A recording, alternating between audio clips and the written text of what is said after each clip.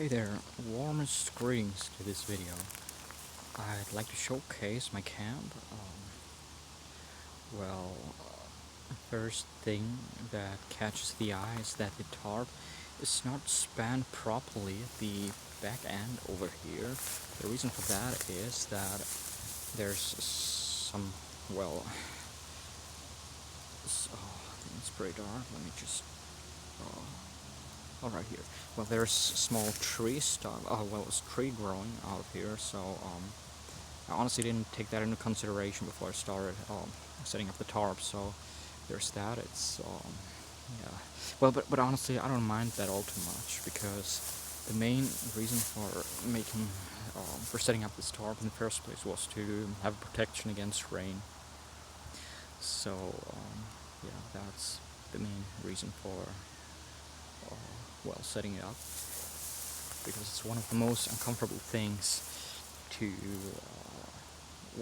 be outside in the outdoors and be under a downpour. It's very uncomfortable. So yeah, that's pretty much what it looks like in my little encampment, what it looks like from the behind. That's my sleeping gear. Oh, there we go. Pretty much everything except for the sleeping bag right here. It was self-inflatable, so yeah, because it's very, for myself personally, very uncomfortable to sleep on the hard ground. Like, even with all the vegetation over here, it's still pretty hard, and that makes it very difficult to fall asleep, even if you're like very tired. So yeah, a pillowcase, a sleeping pad right under it, and that covers essentially the sleeping gear, and of course the sleeping bag right here. And yeah, I've got some food over here, but it's barely hidden. So yeah, some fish, some instant noodles. There I've prepared my firewood for later, for when it gets dark.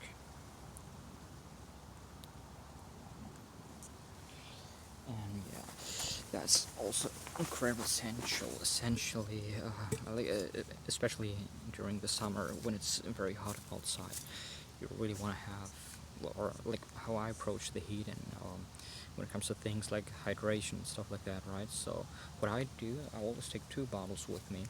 One stainless steel bottle and one just regular plastic bottle, but it can be anything really. It doesn't matter all that much. And what I do is, it gives me like 2 liters of fluid, right? Right from the bat.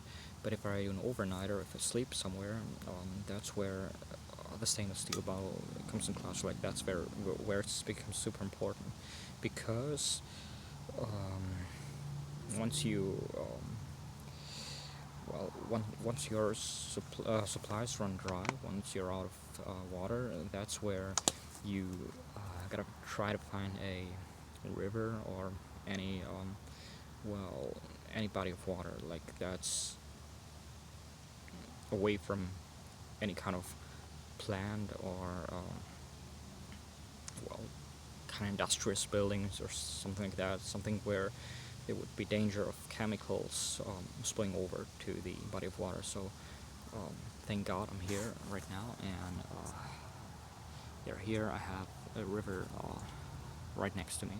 So what I do is I just fill this bottle of water, and then, in order to disinfect all of the microbes and bad things that can give you, God forbid, a waterborne disease.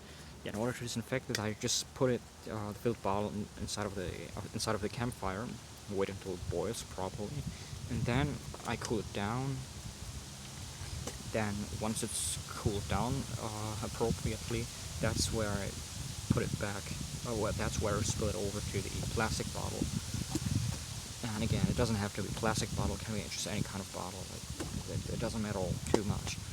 And yeah, most likely, yeah, well, definitely the plan is to have a second filling again. So yeah, that's one of the greatest things while when you're next to a river or a lake with sweet water, like not salted water, not the ocean or something.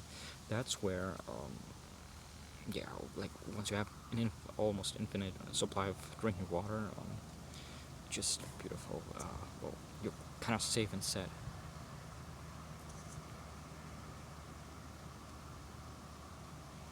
Yeah, and I think that honestly that covers my video. Just a quick demonstration. All the best and God bless. Bye bye.